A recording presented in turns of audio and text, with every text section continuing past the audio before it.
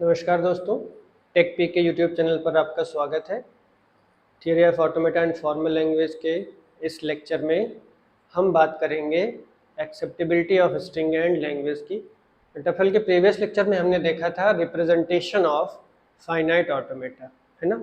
Representation में हमने देख लिया था कि हम अपने ऑटोमेटा को दो टाइप से रिप्रेजेंट कर सकते हैं। First one is tabular representation और second one is graphical representation. ठीक है। नाउ नेक्स्ट आपके सिलेबस में जो टॉपिक है that is acceptability of string and language by finite automata. ठीक है, तो हम देख लेते हैं एक्सेप्टेबिलिटी ऑफ स्ट्रिंग, फिर हम देखेंगे acceptability of language by finite automata. ठीक है, acceptability of string and language को भी देख लेंगे साथ में one by one by finite automata, ये भी आपका दिया गया है। तो हम बात करेंगे स्ट्रिंग के एक्सेप्टेबिलिटी की और लैंग्वेज के एक्सेप्टेबिलिटी की। ठीक है, चलिए अब यहाँ पर सबसे पहली चीज़ तो आपका ऑटोमेटा जो है ये क्या है, और फिर आपकी जो स्ट्रिंग है ये क्या है, और जो लैंग्वेज है वो क्या है। फिर हम बात करेंगे एक्सेप्टेबिलिटी की। आपको पता है ऑटोमेटा, एक चीज़ और यहाँ पर समझ लीजिए पहले ही, ऑटोमेटा एंड एक वर्ड होता है automata and second word is automaton. Automaton, automaton and automata, ये दोनों दो वर्ड हैं और दोनों होते क्या हैं। Actually automaton is singular form of automata. ठीक है, ऑटोमेटन का सिंगुलर फॉर्म ऑटोमेटा है। तो इसका मतलब हम जब भी किसी एक मशीन की बात करेंगे, किसी एक ऑटोमेटन की बात करेंगे, तो हम ऑटोमेटा नहीं कहेंगे, ऑटोमेटन कहेंगे। ठीक है, तो चलिए सपोज कर लीजिए आपके पास एक मशीन है एम, मीन्स एक ऑटोमेटन है एम, और मशीन एम ऑटोमेटन एम होती क्या है, आपने पढ़ा हुआ है। Machine M is a 5 tuple, capital Q, sigma, delta, Q naught and F, ये आपको पहले से पता है। ठीक है, ठीक है। स्ट्रिंग क्या होती है, आपने पढ़ा हुआ है। String is a collection of alphabets ना, कलेक्शन ऑफ अल्फाबेट्स, ये आपने पढ़ा हुआ है। ठीक है, अब कलेक्शन ऑफ अल्फाबेट्स का मतलब जो अल्फाबेट्स है उनका कलेक्शन हो गया स्ट्रिंग। अब मशीन एम क्या है, कैपिटल क्यू क्या है, सपोज कर लीजिए हम एक एग्जांपल लेके चलते हैं, फिर हम वन बाय वन समझ लेंगे कि एक्सेप्टेबिलिटी होती क्या है। ठीक है, सबसे पहले तो हमें ये जानना जरूरी है कि एक्सेप्टेबिलिटी क्या है। उसके लिए हम मशीन के बारे में हमने देख लिया, machine M is a 5 tuple होती है, और स्ट्रिंग क्या है, कलेक्शन ऑफ अल्फाबेट्स होते हैं। और वो 5 टपल्स कौन कौन से हैं, सपोज कैपिटल क्यू आपके इस पर्टिकुलर मशीन में 3 स्टेट है, Q not, Q1 and Q2, ये 3 स्टेट है। Sigma means number of input symbol जो है, सपोज कर लीजिए वो 2 ही हैं, A एंड B। ठीक है, Q not is initial state, assume कर लेते हैं क्यू नॉट आपका इनिशियल स्टेट है, और फिर Q2 इज फाइनल स्टेट, इसको भी हम एज्यूम कर लेते हैं कि Q2 आपका फाइनल स्टेट है। ठीक है, अब बात हुई डेल्टा की। डेल्टा क्या है, डेल्टा आपको पता है, delta is a transition function and this is also called the brain of machine. तो डेल्टा को हम यहाँ डिफाइन कर लेते हैं। फॉर एग्जांपल क्यू नॉट से अगर ए इनपुट मिल रहा है तो हम कहाँ जाएंगे, Q1 पर। ठीक है, मीन्स हम ट्रांजिशन फंक्शन को डिफाइन कर रहे हैं कि कौन सा इनपुट मिलने पर हम कहाँ जा रहे हैं। फिर क्यू नॉट से B we will reach on Q2, Q1 to A we will reach on Q0, Q1 to B we will reach on Q2, Q2 to A we will reach on Q0 and Q2 to B we will reach on Q2। ये self loop है। ठीक है, ये आपका transition function है। तो अगर ये ट्रांजिशन फंक्शन दिया गया है तो इस ट्रांजिशन फंक्शन के अकॉर्डिंग, और यहाँ पर ये जो 5 टपल्स हैं, 4 टपल्स ये हैं और ये 5वां ये है, इन 5 टपल्स के अकॉर्डिंग हम अपने ऑटोमेटा को डिज़ाइन कर सकते हैं, ऑटोमेटा को रिप्रेजेंट कर सकते हैं with the help of graphical representation. तो हम इसके थ्रू बना लेते हैं Q नॉट, यहाँ बनाते हैं, हाँ यहाँ बन जाएगा Q naught, Q1 and Q2. Q naught is what? Initial state, then we have to put arrow here ना, क्योंकि आपको पता है कि आपका जो इनिशियल स्टेट होता है वो सर्किल विद एरो के थ्रू रिप्रेजेंट किया जाता है ग्राफिकल रिप्रेजेंटेशन में। And Q2 we have to put it in double circle ना, क्यों? क्योंकि फाइनल स्टेट को हम डबल सर्किल से रिप्रेजेंट करते हैं। अब ट्रांजिशन फंक्शन के अकॉर्डिंग हम मूवमेंट्स को दिखा देंगे with the help of arrow, ठीक है। Q naught to A Q1, Q naught to A Q1, Q naught to B Q2, Q naught to B Q2, Q1 to A Q naught, Q1 to A Q naught, Q1 to B Q2, Q1 to B Q2, फिर Q2 to A Q not, Q2 to A Q naught and Q2 to B Q2, self loop Q2 to B Q2, ठीक है। ये आपका एक automata design हो गया, ठीक है। अब इस ऑटोमेटा के थ्रू हम ये चेक कर लेंगे, सपोज कर लीजिए आपके पास एक स्ट्रिंग है, कलेक्शन ऑफ अल्फाबेट। सपोज आपके जो अल्फाबेट्स हैं, मीन्स जो वर्ड है W, वो W किससे बना हुआ है? A और B, ये दो ही अल्फाबेट से मिलके बना हुआ है, ठीक है। अब सपोज कर लीजिए इस वर्ड W के थ्रू जो स्ट्रिंग जनरेट हो रही है वो S1 है, suppose S1 A B A B A A B A B, ठीक है। सपोज कर लेते हैं ये आपकी एक स्ट्रिंग है S1। इस S1 को, स्ट्रिंग क्या है? कलेक्शन ऑफ अल्फाबेट्स है, और कौन से अल्फाबेट्स का? A और B, इन दोनों अल्फाबेट्स के कलेक्शन को हमने यहाँ बता दिया कि ये हमारी स्ट्रिंग हो गई। अब हमको ये चेक करना है कि ये स्ट्रिंग इस पर्टिकुलर ऑटोमेटा के थ्रू एक्सेप्टेबल है कि नहीं है। एक्सेप्टेबल होने का मतलब क्या है? एक्सेप्टेबल होने का मतलब ये है कि हम इस पर्टिकुलर स्ट्रिंग के इनिशियल सिंबल को ऑटोमेटा के इनिशियल स्टेट से इनपुट कराएं और वन बाय वन सारे एलिमेंट्स को, सारे अल्फ़ाबेट्स को एग्जीक्यूट करें ट्रांजिशन फंक्शन को फॉलो करते हुए। और अगर लास्ट इनपुट को हमने जब एग्जीक्यूट किया तब हम फाइनल स्टेट पर, उस ऑटोमेटा के फाइनल स्टेट पर पहुंच जाएं, तो हम कहेंगे कि ये स्ट्रिंग उस ऑटोमेटा के थ्रू एक्सेप्टेबल है। आई बात समझ में? फिर से सुन लीजिए एक बार। हम इस स्ट्रिंग S1 को इस ऑटोमेटा के थ्रू एक्सेप्टेबल कब कहेंगे? जब हम इसके इनिशियल सिंबल को उस ऑटोमेटा के इनिशियल स्टेट से इनपुट दें और one by one transition function के अकॉर्डिंग मूव करें with the help of given input symbols in this string ना, और फाइनल स्ट्रिंग के फाइनल सिंबल तक एग्जीक्यूट होते होते हम इस ऑटोमेटा के फाइनल स्टेट पर पहुंच जाएं, ठीक है। ये बात होती है एक्सेप्टेबिलिटी की। तो हम चेक कर लेते हैं एक्सेप्टेबल है कि नहीं S1 इस ऑटोमेटा के थ्रू, इस मशीन के through.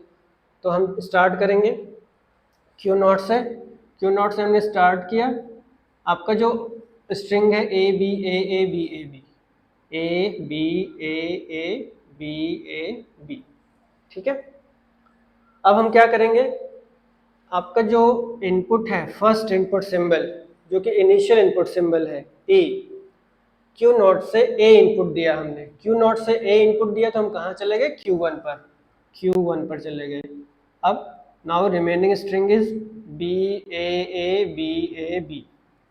Now next input is B, Q1 to B, we will reach on Q2, okay। Now from Q2 remaining string is A A B A B। Now next input is A, Q2 to A, Q2 to A, Q naught, Q2 to A, Q naught। Now remaining string is A B A B। Q naught to A, Q naught to A, Q1, Q1, Q naught to A, Q1। Now remaining string is B A B, Q1 to B, Q1 to B, Q2, Q2। Now remaining string is AB, okay, Q2 to A, Q2 to A, Q2 to A, Q naught, Q naught. Now remaining string is B, Q naught to B, Q naught to B, Q2, that's it. अब हमको ये देखना है कि हमने पहले input से start किया और लास्ट इनपुट पर पहुंच गए, Q नॉट से स्टार्ट किया और Q नॉट पर पहुंच गए, and Q naught is what, Q naught is the final state of this automaton, ठीक है, इस ऑटोमेटन का फाइनल स्टेट Q नॉट है, और यही एक्सेप्टेबिलिटी में कहा जाता है कि अगर हम फाइनल सिंबल के थ्रू फाइनल स्टेट पर पहुंच जाए तो हम कहेंगे कि this string will be acceptable by this automata. इसका मतलब ये स्ट्रिंग इस ऑटोमेटा के थ्रू एक्सेप्टेबल है। Okay, got it. अगर हम यहाँ पर फाइनल स्टेट पर नहीं पहुंचते तो हम कहते हैं कि this string is not acceptable by this automata. अब चूंकि यहाँ पर हम फाइनल स्टेट पर पहुंच गए हैं with the help of last symbol, तो हम कहेंगे कि हमारी ये स्ट्रिंग उस ऑटोमेटा के थ्रू एक्सेप्टेबल है। एक और एग्जांपल लेके देखते हैं। सपोज कर लीजिए एक दूसरी स्ट्रिंग S2 है, यहाँ पर A B A A A A, ये, ठीक है, इसको हम एक्सेप्ट कराते हैं, इसको हम चेक करते हैं कि ये एक्सेप्टेबल है कि नहीं है। चलिए हम स्टार्ट करते हैं Q नॉट से, A B A A A A, ठीक है। अब हम Q नॉट से स्टार्ट करेंगे, A इनपुट सिंबल, तो आप देखते रहिएगा Q नॉट से A इनपुट सिंबल जब मिल रहा है, Q नॉट से A इनपुट सिंबल मिल रहा है तो हम कहाँ जा रहे हैं, Q1 पर, ठीक है। Q नॉट से A इनपुट सिंबल मिला तो हम कहाँ चले गए, Q1 पर। नाउ Q1, इसके बाद रिमेनिंग क्या बच रहा है, B A A A A, ठीक है, ये बच गया। अब next input is B, Q1 to B, Q1 to B, Q1 to B, Q2, Q1 to B, Q2। Now from Q2 to remaining क्या बचा हुआ है, A A A A, Q2 to A, Q2 to A, Q not, Q2 to A, Q not. अब Q not से remaining क्या बचा हुआ है, यहाँ पर एरो लगा दीजिए, A A A, ठीक है। यहाँ पर Q naught to A, Q naught to A, Q1, Q naught to A, Q1, फिर रिमेनिंग क्या बचा, A A। अब Q1 to A, Q1 to A, फिर से Q नॉट, फिर रिमेनिंग क्या बचा, रिमेनिंग बचा A, Q naught to A, Q naught to A, Q1, है ना, Q naught to A, Q1, and Q1 is what, Q1 is not the final state, ठीक है। It means आपका जो S1 है this is not acceptable by machine M, ठीक है। S1 is not, sorry, S2 is not acceptable by machine M, but S1 is acceptable by machine M, ठीक है। And this phenomenon is called the acceptability of a string by a finite automata, ठीक है। तो ये हो गया string की acceptability के बारे में। आई थिंक सबको क्लियर होगा। Now we will discuss about acceptability of language, ठीक है। स्ट्रिंग के बारे में तो बात हो गई, अब हम बात करेंगे लैंग्वेज के बारे में, लैंग्वेज की एक्सेप्टेबिलिटी के बारे में, ठीक है। सबसे पहले तो हम ये देख लेते हैं कि लैंग्वेज होती क्या है। लैंग्वेज आपने पढ़ा हुआ, पिछले क्लास में हमने बताया था, formal language is simply a collection of alphabet, आप कह सकते हो, कलेक्शन ऑफ स्ट्रिंग कह सकते हो, अल्फ़ाबेट नहीं, कलेक्शन ऑफ स्ट्रिंग या कलेक्शन ऑफ वर्ड्स कर सकते हो, ठीक है। तो फॉर्मल लैंग्वेज, सपोज कर लीजिए आपके पास एक मशीन M है, this is automaton, and you have a language L, ठीक है, आपके पास एक लैंग्वेज L है, और ये M क्या है, M इज 5 टपल, आपको पता है, capital Q, sigma, delta, Q naught and F, M is 5 tuple, ठीक है। अब ये जो लैंग्वेज L है, दिस लैंग्वेज L, इसमें कुछ वर्ड्स हैं, ठीक है, and those words are made by 2 alphabets A and B, ठीक है। And words are what, words are the collection of alphabets, ठीक है, मीन्स स्ट्रिंग, ठीक है। लैंग्वेज में हम स्ट्रिंग नहीं करें, वर्ड करें, इसलिए वर्ड को W से रिप्रेजेंट कर लिया। हालांकि हम बात करेंगे स्ट्रिंग की, वर्ड और स्ट्रिंग में डिफरेंस होता है, ये ध्यान रखिएगा। वर्ड अगर हम अपनी जो कम्युनिकेशन लैंग्वेज यूज़ करते हैं उसमें वर्ड्स क्या होते हैं, मीनिंगफुल कलेक्शन ऑफ अल्फ़ाबेट्स। अगर मीनिंगफुल कलेक्शन नहीं बना then there is no meaning of word creation. Word बनाने का कोई मतलब नहीं हुआ अगर उसकी कोई मीनिंग नहीं निकल रही है तो। But here string is simply collection of alphabet, there is no need of meaningfulness. ठीक है, अगर आपने स्ट्रिंग्स का अल्फ़ाबेट्स का एक कलेक्शन बना दिया then you can say that this is string. Meaningful हो या ना हो उससे कोई मतलब नहीं है। ठीक है तो आपका ये जो W है मीन्स जो स्ट्रिंग जनरेट हो रही है इस लैंग्वेज L के थ्रू, उस स्ट्रिंग में कितने नंबर ऑफ इनपुट सिंबल्स हैं या नंबर ऑफ सिंबल्स हैं। सिंपली आप कह सकते हो नंबर ऑफ सिंबल्स कितने हैं या नंबर ऑफ अल्फ़ाबेट्स कितने टाइप के हैं, 2 टाइप के, A एंड B। ठीक है, और इस लैंग्वेज की प्रॉपर्टी क्या है, मीन्स जो ये वर्ड जनरेट हो रहा है उस वर्ड की प्रॉपर्टी क्या है, यहाँ पर देख लेते हैं। Number of A modulus 2 equals 0 and number of B modulus 2 equals 0। इसका मतलब क्या है, मॉडुलस का मतलब क्या होता है ये देख लेते हैं हम लोग। मॉडुलस का मतलब हम डिवाइड करें 2 से और रिमाइंडर जो आए वो ना, नंबर ऑफ A और नंबर ऑफ B। अब सपोज कर लीजिए एग्जांपल लेते हैं, सपोज एक स्ट्रिंग जनरेट हो रही है S1। कैसे जनरेट हो रही है, A और B से जनरेट हो रही है, A B A B A B। ठीक है, अब इसमें हमको देखना है कि नंबर ऑफ A कितने हैं, कितनी बार A आ रहा है, 1 2 3 4। नंबर ऑफ A कितना है, 4। और number of B 1 2 3 4। Number of B क्या है, 4 है। ठीक है, तो नंबर ऑफ A और number of B, number of A modulus 2 equals 0। इसका मतलब number of A modulus 2 means 4 modulus 2 equals 0 हो रहा है। अगर हम किसी नंबर को 2 से डिवाइड करें और रिमाइंडर 0 बचे, इसका मतलब वो नंबर क्या है, इवन है। तो इसका मतलब यहाँ पर ये कहा जा रहा है कि हमारी जो स्ट्रिंग W है, मीन्स हमारा जो वर्ड W है इस लैंग्वेज में, वो A और B से बना हुआ है और नंबर ऑफ A और नंबर ऑफ B दोनों इवन है। ठीक है, ये कहा जा रहा है इस पर्टिकुलर लैंग्वेज में। ठीक है, तो इसका मतलब इवन नंबर ऑफ A और इवन नंबर ऑफ B किसी स्ट्रिंग में है तो उस स्ट्रिंग को हम कहेंगे कि ये स्ट्रिंग इस लैंग्वेज के थ्रू जनरेट हुई है। ठीक है, तो चलिए अब एक एग्जांपल लेके देखते हैं कि हमारे पास कोई एक ऑटोमेटा है क्या जो इस पर्टिकुलर लैंग्वेज को एक्सेप्ट करे। तो हम बात कर लेते हैं, एक ऑटोमेटा डिज़ाइन कर लेते हैं पहले। सपोज यहाँ पर एक मशीन M है, एक ऑटोमेटा हम डिज़ाइन करते हैं ग्राफिकल रिप्रेजेंटेशन के थ्रू। Q0 ये आपका इनिशियल स्टेट है और इसी को हम एज्यूम कर ले रहे हैं फाइनल स्टेट भी। ठीक है, Q0 हो गया, Q1 Q2 and Q3। Q0 से अगर हमको A मिल रहा है then we will reach on Q1, फिर से A मिल गया then we will reach on Q0। इस तरह से हम एक ऑटोमेटा डिज़ाइन कर लेते हैं। This one is B and this one is also B, this one is A and this one is also A, this one is B and this one is also B।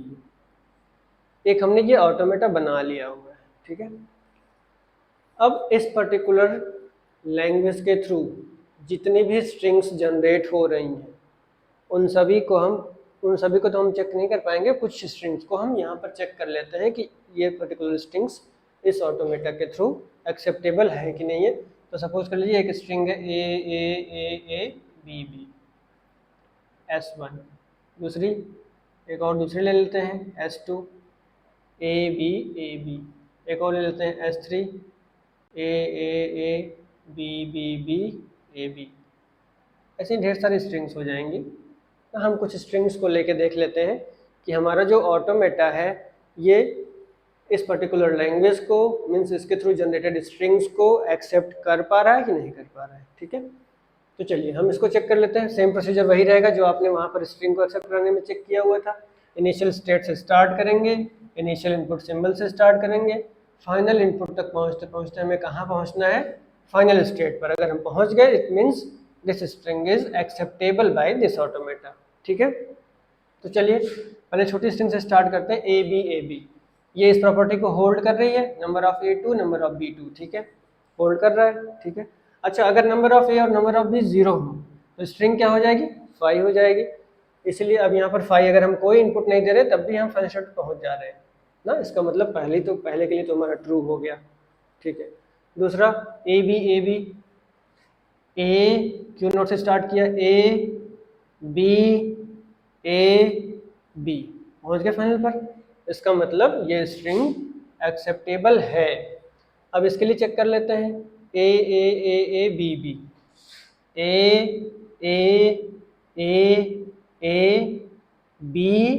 B पहुँच गया final पर, इसका मतलब ये string भी acceptable है।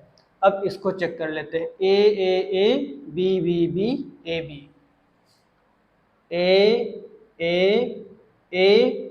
B B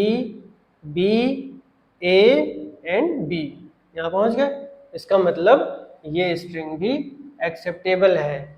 it means अब आप चेक करिएगा, जितने भी स्ट्रिंग जिसमें नंबर ऑफ ए और नंबर ऑफ बी इवन होंगे वो सारी स्ट्रिंग इस पर्टिकुलर ऑटोमेटा के थ्रू एक्सेप्टेबल होगी। इसका मतलब ये जो लैंग्वेज एल है, this language L is acceptable by this machine M.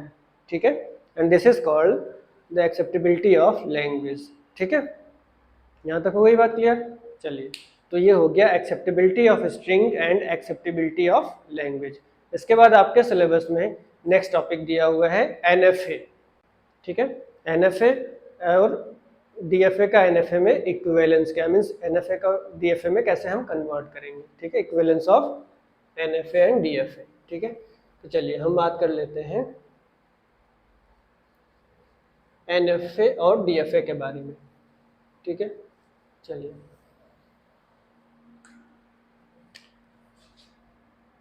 NFA क्या होता है एंड DFA क्या होता है।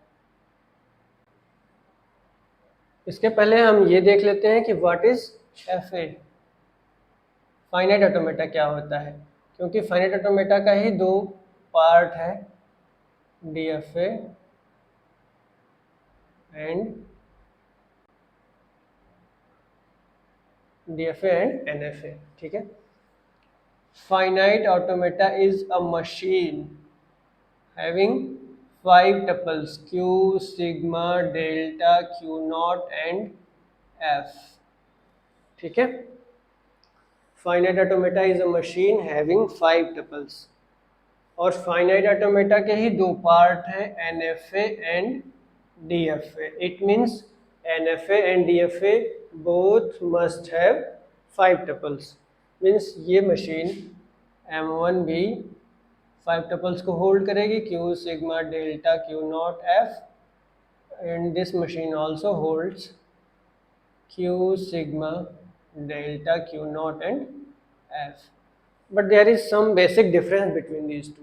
ठीक है, the difference is in transition function. Transition function में डिफरेंस होता है। आपको पता है कैपिटल Q क्या है? कैपिटल Q क्या है? Finite set of states. Sigma is finite set of input symbols, है ना। Delta is transition function, transition function. Q naught is, Q naught belongs to capital Q, और इसको कहते हैं कि इनिशियल स्टेट है, ये initial state. And F is a subset of capital Q, इसको कहते हैं set of final state, final state. ठीक है, आ रही बात समझ में? ये आपने पहले पढ़ा हुआ है प्रीवियस लेक्चर में, अगर नहीं पढ़ा तो एक बार प्लीज़ प्रीवियस लेक्चर देख लीजिएगा। ठीक है, तो अब इस मशीन M1 और M2, M1 क्या है? NFA है, M2 क्या है? DFA है। ठीक है, DFA stands for deterministic finite automata, NFA stands for non deterministic finite automata. ठीक है, लिख लीजिएगा आप लोग चाहें तो, deterministic finite automata and non deterministic finite automata. ठीक है, दोनों फाइनाइट ऑटोमेटा ही हैं, but the difference is in transition function. Means transition function में डिफरेंस होता है। एनएफए में क्या होता है और डीएफए में क्या होता है, देखिए डीएफए में किसी एक स्टेट से किसी सिंगल पर्टिकुलर इनपुट के थ्रू एक ही पाथ होता है, या हो सकता है वो भी ना हो, मैक्सिमम वन पाथ, ठीक है। From a state using a specific input symbol, if automata have maximum one path, then it is DFA. But from a state with the help of one input symbol, automata have more than one path, then you can say that, then we can say that your automata is NFA, ठीक है। इसका मतलब क्या है, आपका जो NFA है इसमें किसी एक स्टेट से किसी एक इनपुट सिंबल के थ्रू आपके पास more than one path exist करते हैं, लेकिन DFA में ऐसा नहीं होता है। DFA में किसी एक स्टेट से किसी एक इनपुट सिंबल के थ्रू आपके पास मैक्सिमम एक ही पाथ हो सकता है। मिनिमम तो 0 हो ही सकते हैं, कोई पाथ ना हो, लेकिन मैक्सिमम एक ही पाथ होगा, ठीक है, किसी एक स्टेट से किसी एक पर्टिकुलर इनपुट सिंबल के थ्रू। लेकिन NFA में किसी एक स्टेट से किसी एक पर्टिकुलर इनपुट सिंबल के थ्रू आपके पास more than one path, means एक से अधिक पाथ हो सकते हैं, ठीक है। फॉर एग्जांपल ये देख लेते हैं, एग्जांपल हम देखते हैं। सपोज कर लीजिए आपके पास एक ऑटोमेटा है Q0, Q1, Q2. Q0 is initial state and Q2 is final state. Q0 से A इनपुट मिल रहा है तो हम Q1 पर जा रहे हैं, और B इनपुट मिल रहा है तो हम Q2 पर जा रहे हैं, और Q1 से A इनपुट मिल रहा है तो हम Q2 पर जा रहे हैं, और Q2 से A या B कोई भी इनपुट मिल रहा है तो हम Q2 पर ही जा रहे हैं, ठीक है। ये आपका एक ऑटोमेटा है। दूसरा ऑटोमेटा सपोज कर लीजिए Q0, Q1, Q2, ठीक है। ये आपका एक ऑटोमेटा है। Q0 is initial state and Q2 is final state. Q0 से A इनपुट सिंबल मिल रहा है तो हम Q1 पर जा रहे हैं, और Q0 से ही अगर A इनपुट सिंबल मिल रहा है तो हम Q2 पर जा रहे हैं, और अगर B इनपुट सिंबल Q1 से मिल रहा है तो हम Q2 पर जा रहे हैं, और अगर एक इनपुट मिल रहा है Q0 से A इनपुट मिल रहा है तो हम Q2 पर जा रहे हैं, और B मिल रहा है तब भी हम Q2 पर जा रहे हैं, ठीक है। और Q1 से अगर B मिल रहा है तब भी हम Q2 पर ही जा रहे हैं, ठीक है। दोनों का एनालाइज करिएगा, इस ऑटोमेटा को और इस ऑटोमेटा को, दोनों को एनालाइज करके हम देखते हैं। Q0 से A इनपुट, Q0 से A इनपुट कहाँ जा रहे हैं, Q1 पर, ठीक है। फिर Q0 से B इनपुट कहाँ जा रहे हैं, Q2 पर। फिर Q1 से A इनपुट कहाँ जा रहे हैं, Q2 पर। फिर Q2 से A इनपुट कहाँ जा रहे हैं, Q2 पर। फिर Q2 से B इनपुट कहाँ जा रहे हैं, Q2 पर। मीन्स एक स्टेट से एक इनपुट सिंबल के थ्रू आपके पास एक ही पाथ है, ठीक है। यहाँ पर देखते हैं इस पर्टिकुलर ऑटोमेटा में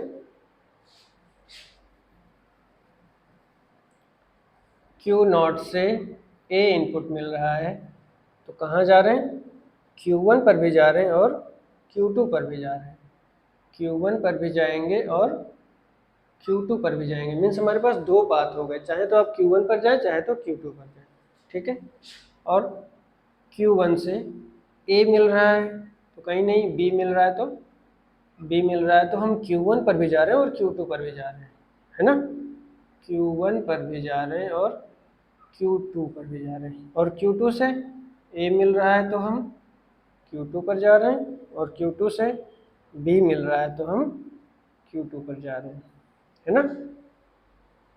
इतना ही बात है। तो अब देखिए इसको एनालिसिस किया हमने, एक स्टेट से एक इनपुट सिंबल के थ्रू एक ही पाथ है, ओनली सिंगल पाथ, सारे ट्रांजिशन के लिए एक ही पाथ मिल रहा है, मीन्स हम एक ही स्टेट पर ट्रांजिट होके जा रहे हैं। लेकिन इस पर्टिकुलर ऑटोमेटा में एक स्टेट से एक इनपुट सिंबल के थ्रू आपके पास दो पाथ मिल गए ना। यही डिफरेंस होता है डीएफए और एनएफए में।